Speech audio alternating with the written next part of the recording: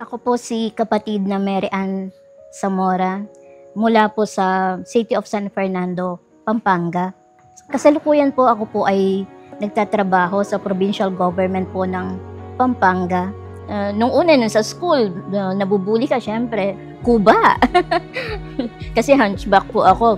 Dahil po sa pagpapalaki ng mga magulang, dahil syempre iglesia ni Cristo tayo, walang magiging dahilan para sukuan mo yung buhay mo. Walang dahilan para hindi ka magpursige. Head po ng Persons with Disabilities Affairs. Nakapagtapos po ako ng Bachelor of Science in Accountancy. Graduate po ako ng Master of Management from UP Clark. Bawat pagtuturo po ng Eduardo, napakahalaga po sa atin.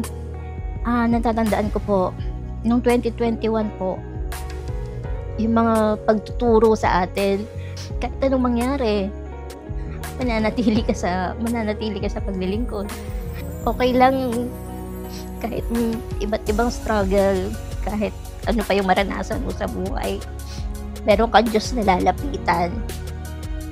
Ipinagpapasalamat ko po ng napakarami sa ating Panginoong Diyos, sa ating Panginoong Hesukristo, sapagkat ipinagkaloob niya po sa atin ang ating tagapamahalang pangkalahatan. Sa 16 na taon po na pangungunan niya po sa banal na iglesia, damang-dama po natin yung pagmamahal niya po kada magtuturo po siya.